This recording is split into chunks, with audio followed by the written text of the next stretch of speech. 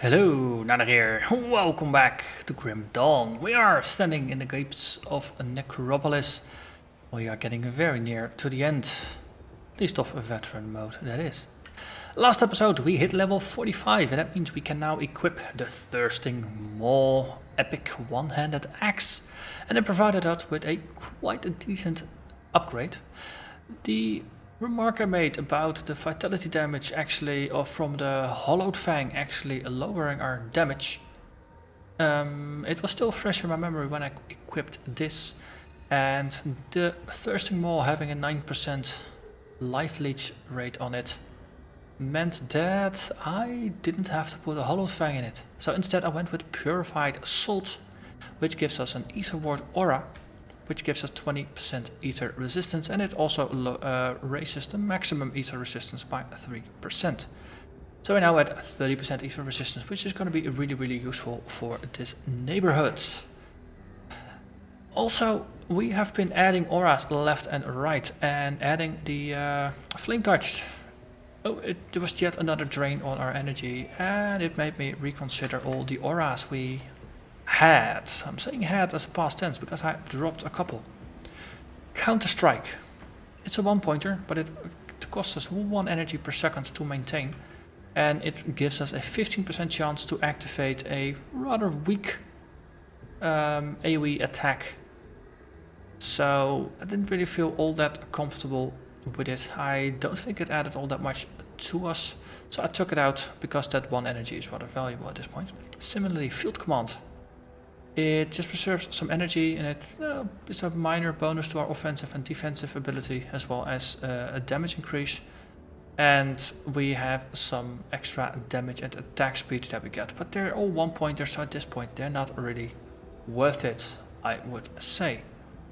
There's no active energy maintenance, but well, Counter-Strike did have it. So I took those out. Those 3 points are now spent in the Demolitionist main tree, so we can get quicker to level 10. So we can pick up a Vindictive Flame, which is also going to cost us half energy per second. So taking some energy away in exchange for Flame Touched made sense, especially knowing that a Vindictive Flame is coming up. So, that's it. Let's invade ourselves a crypt. So we have been here before. So we're just gonna run back a little bit to the crypt that's roughly over here. And we're gonna kill a bunch of undead. So there's now some Comets Chosen here that I don't think were here before.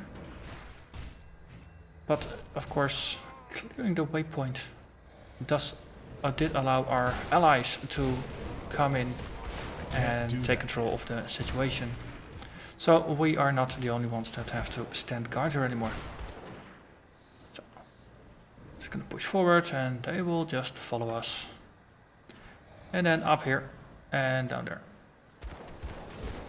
Looking for the crypt. It's already visible on the right edge of the minimap. I'm gonna get there pretty quickly. And there's a whole bunch of these Void Fiends now that are big enough. Oh yeah, there's also another small thing I changed. It's at some point now well, words. Let's try that again. At some point, you're not going to be making a lot of major changes to the build, but there are a lot of small tweaks that you can make. One of them is our devotion thingamajigs. So the turtle shell is now attached to Managed Bulwark, because the aura that I had it attached to no longer is part of our build. And that made me look at the Dryad's Blessing and the shield wall over here. The shield wall gives us a damage reflection aura almost. And it lasts for 5 seconds and it recharges in 8 seconds. I used to have this attached to Cadence because we were attacking a lot, so at the time it made sense to trigger it as often as possible. The thing is, if it's only gonna trigger once every 8 seconds, we're wasting a lot of our hits, not really doing anything with it. Also, when we hit something, might not be the most ideal time to trigger it. More importantly, we have Dryad's Blessing over here, which has a 6-second recharge. And this used to be attached to Warcry, which has a 7.5-second recharge.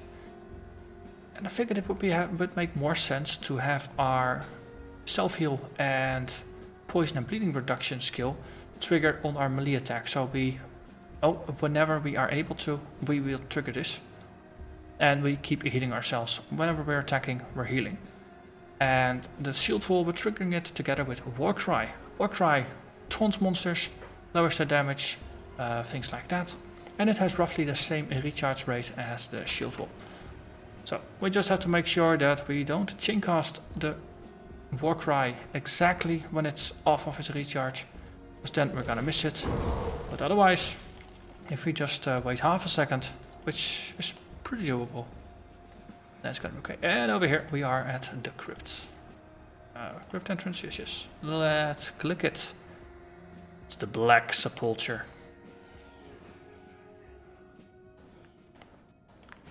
Which, something in the back of my mind says also has a secret area in it. And of course, lots and lots of ghouls. Hello there, Slavan, the Wandering Soul.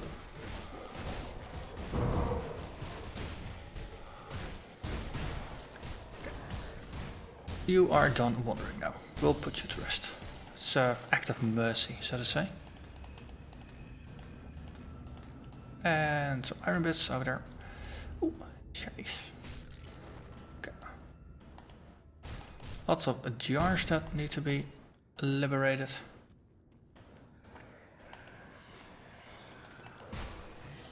And just draw their attention, and we continue killing. Ooh, ghosts, they drop spectral war shields. Been a while since we encountered a proper amount of ghosts.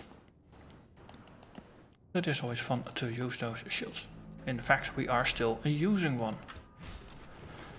Let's have a look if this is actually useful. It's a level 52, that's promising. 204 vitality retaliation, 41% bonus to retaliation damage, as well as some vitality damage and vitality resistance, and we get cunning rather than health as the second modifier. I would say this is almost a 1-for-1 upgrade if it weren't for the cunning instead of health, but let's keep it to the side, it is promising. Okay, so, wait, come out of there. Oh, no, there was a path there. So on the minimap, or the mega map, some of these passages with these thin lines in between, it's almost like there's a passage, but not quite. Doesn't give you a pause to see where the heck we have to go.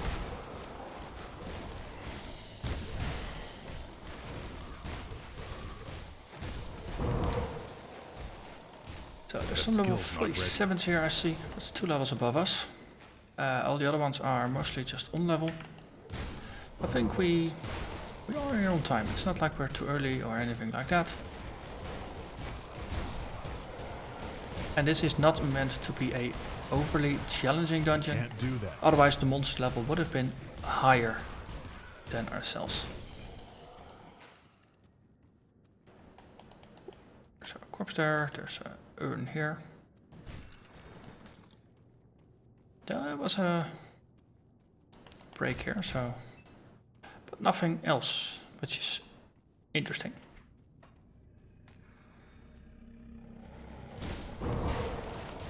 So if I remember correctly, the boss here was a big mean ghoul.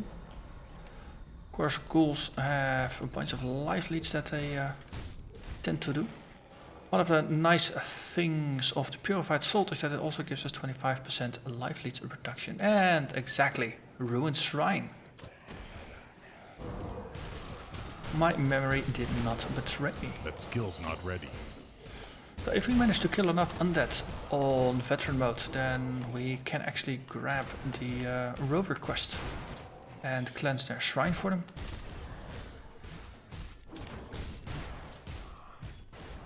If not, we'll have to postpone that a little bit. Elixir of the Ether. Bonus ether damage and casting speed. I don't really care about that. It's not something for our build. But who knows? Future hardcore characters will maybe enjoy it. But that said, I'm not a big fan of drinking potions for combat augments.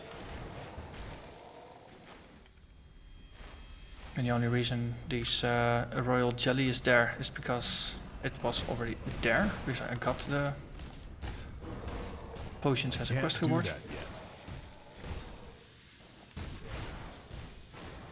So you're a lot of fun, just with the damage that you're inflicting, and I knocked you through the level, okay. That's fun. So, I don't think we're gonna get a kill here, are we?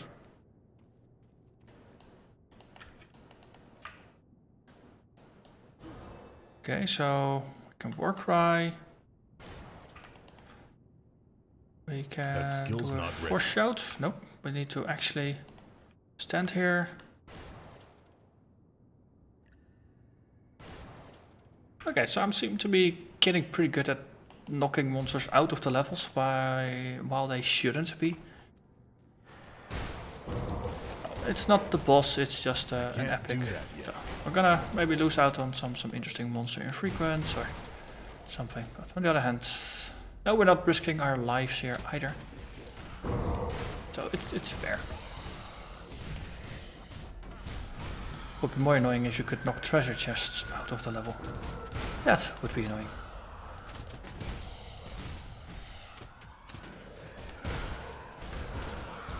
More ghosts, and then we get some of these ghouls. But on the whole, they aren't overly threatening. Okay, just double checking again. Is there a secret area here? Nope, there is not. And there's some ghosts. I can't do that yet. The fact that there are so many hidden areas in this game does make you, well, not gonna say paranoid, but it makes you very that skill's not aware. ready. Maybe a better word. Yeah, you're just always on the lookout. You're searching for secrets. Then we'll just trace the outsides here. Small room. More loot. I think we had some spiders here. Oh no! Spiders are still here. Whatever shall I do? I know, let's loot the corpse. It's always a good answer, right? In case of doubt, loot corpse.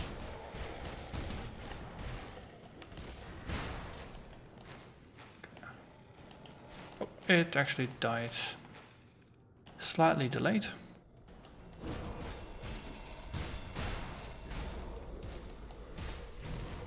That skill's not ready. Okay, hello. Yes, please die. I gotta ask nicely.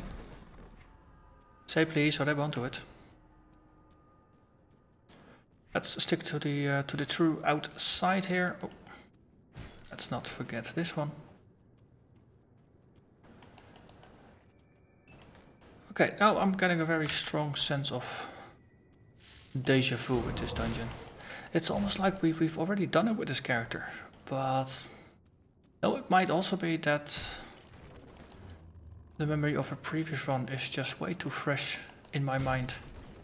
And therefore, that's why it feels so familiar.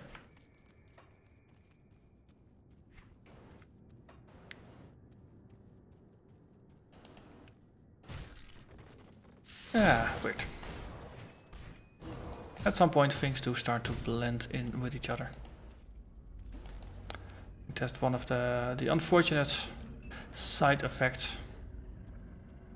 Especially, you know, a game like Grim Dawn that has just a lot of content, and it's all. That skill's not ready. There's one world map. There's no procedural content. So then, of course, it starts to bleed through a little bit earlier.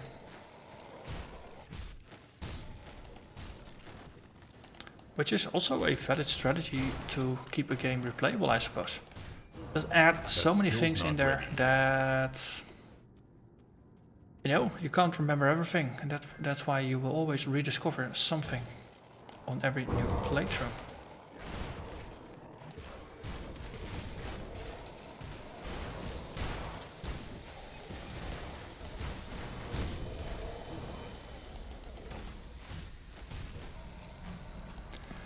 Okay. And there.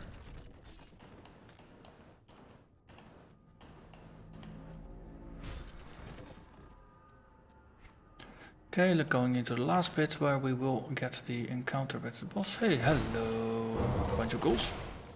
How are you doing today?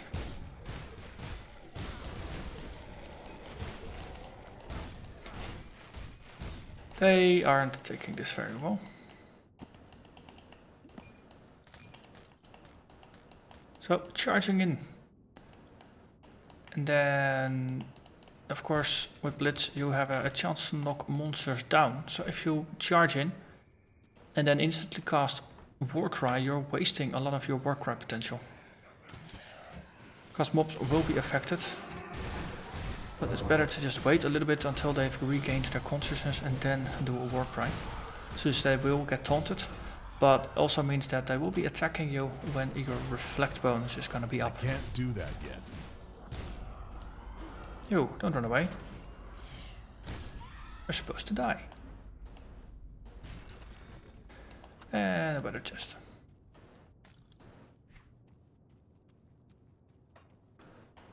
Hello there, haunted champion.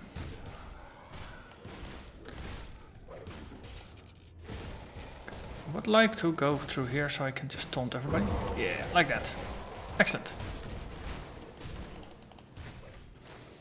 Just look at that health bar. It's really not budging. Which pleases me quite a bit. Boss fight's gonna be the true test, as always, of course.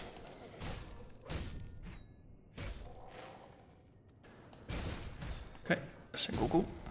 Probably should get better at just ignoring these single ghouls. But they are kind of pushy.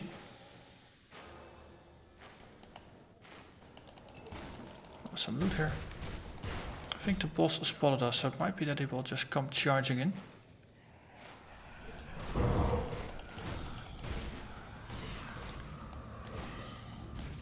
No, he's still walking up and down. Very aggressive, very territorial. And of course there's a little bit of room over here. A bit of a forsaken corner. Oh no, this is actually passable. Cool. Which we can walk through it back out.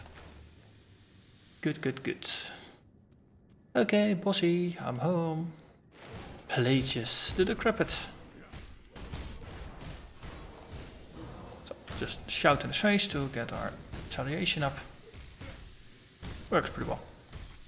He inflicts quite some bleeding and some poison damage, which of course via Dryad's Blessing we are reducing in duration. That's why it's not up 24/7.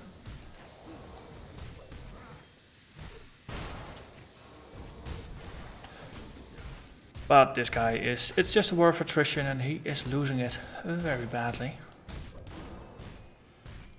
Almost feel sorry for him. Almost.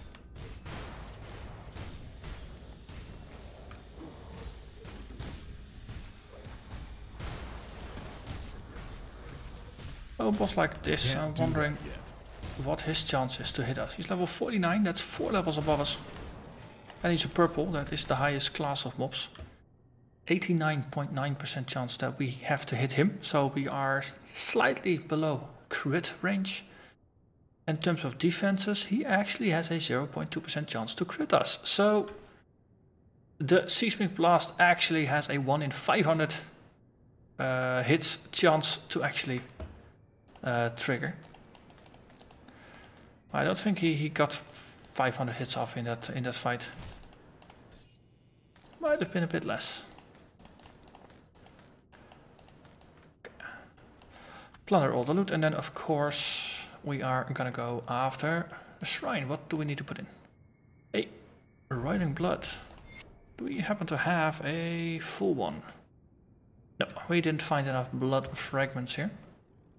Assuming blood fragments is the correct word there. Fort Icon, they have a stash there. I'm wondering if the merchant additions to Fort Icon, if they were there from the get-go and I just overlooked them, or if they have been just sneakily added over time. We're gonna ignore loot for now. We're just gonna grab that Riding Blood, because there's a smuggler over here that gives you access to your stash. Let's just put all of these things in, merge them, combine them, and then have a look. Riding Blood, that's the flask, yes. We just need to shift, say, control click it, yes, let's shift click, control click. No, things like that, splitting stacks, it's different in every game, so it always trips me up. But it does, control click. Walk back to the portal. Don't try to be smart and use your portal here, because then you override it and take it out of the dungeon. And now we have a Riding Blood, which we can offer, and we get on ourselves another point, which we can devote to the Wolverine. More retaliation damage across the board. Next up is going to be more defensive ability, and then it's either less requirements for melee weapons or more retaliation damage. So I think we're gonna go for the retaliation damage and then for the requirements, since we don't really seem to be having any issues equipping our gear. So if we have a look at retaliation, we're doing decent. 750 pierce, a range of lightning because it's chance based, and it actually has a damage radius. Acid 233 from the 75 that we are putting in. Fatality similarly. So together there are 500 points of damage. And that's it. It's only four elements that we are doing right now.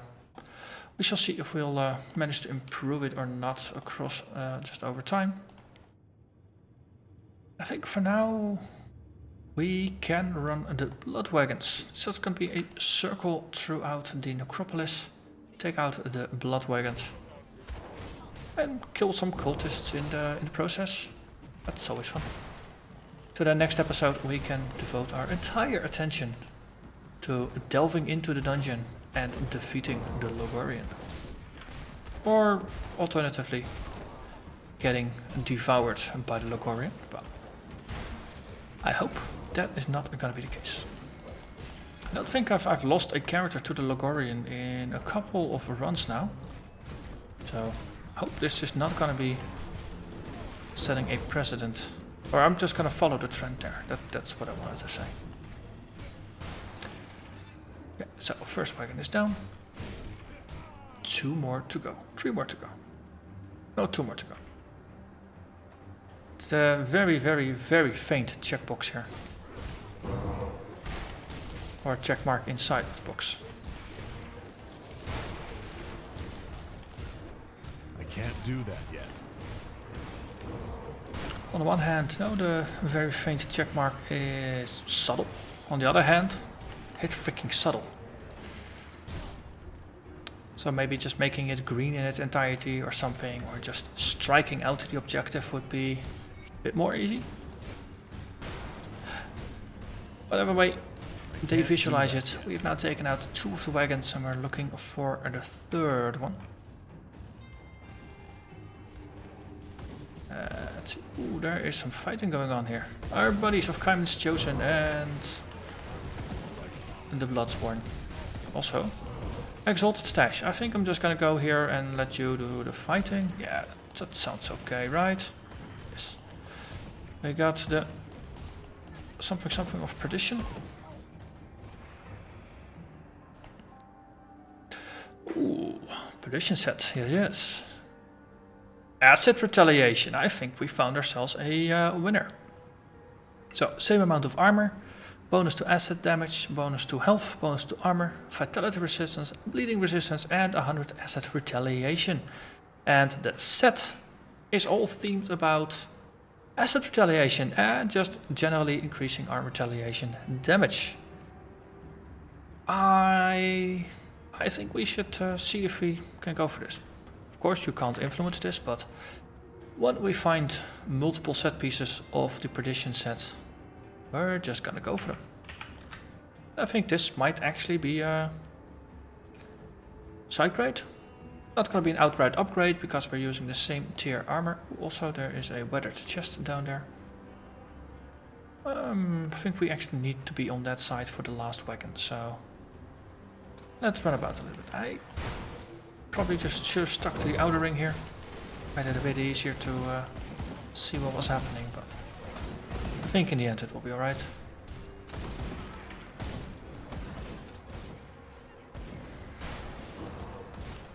So perdition set is a level 40 set, so currently it's still appropriate. Give it 5 more levels and it's gonna be outdated as heck. It's the one downside of set items. Especially set items that give really nice and powerful bonuses. Once they get outdated, then you're kinda stuck in this weird situation where you don't really wanna lose the items, but you shouldn't continue using them either. That's why, yeah, set items for, especially while leveling. That skill's not ready. Not the best of ideas. Just from a game design point of view, I would say. On the other hand, you spend most of your time actually leveling up, rather than at the end game. I can't do that. So not having set items until the very end game would also be rather sucky. Okay, I might have misjudged that a little bit. So, gonna head down. I'm being pursued by a cultist. But we run harder, we run faster.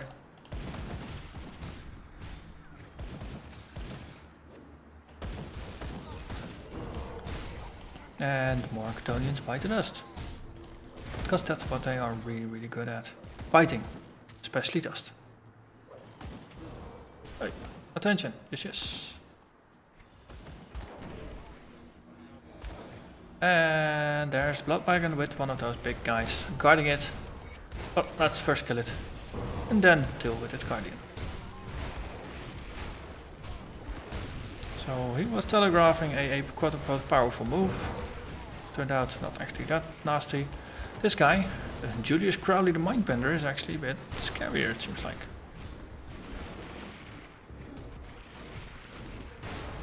So all those bolts, they have a habit of dealing some damage.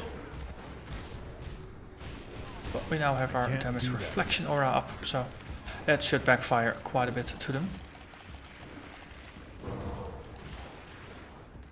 Let's have a look.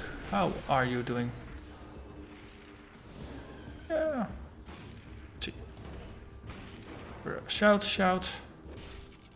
Oh, okay. You taunt them, they start melee attacking you.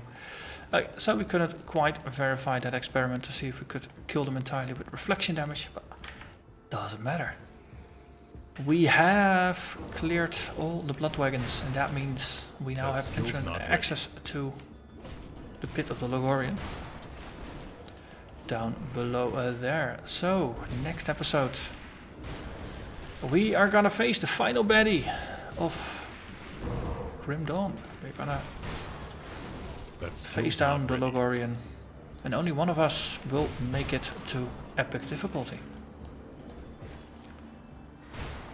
So after this we have a couple more bits of content remaining. We have the East Marsh, filled with trolls that are rather dangerous.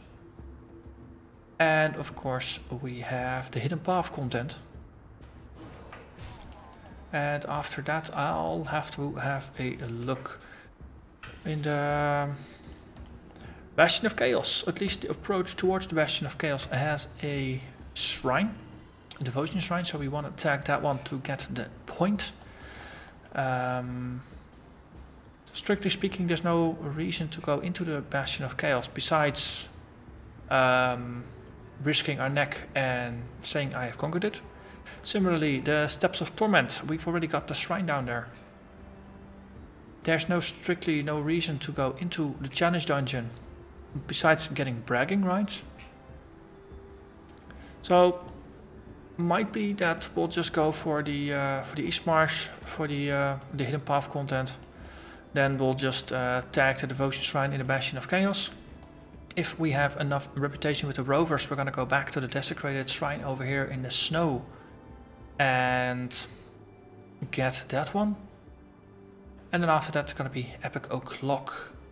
Or maybe we'll just go to Epic and then afterwards we'll just return for some of these things like the Shrine. But anyway, for now, I'm gonna thank you very much for watching. And I hope to see you again next time when we face the ultimate evil. Bye bye.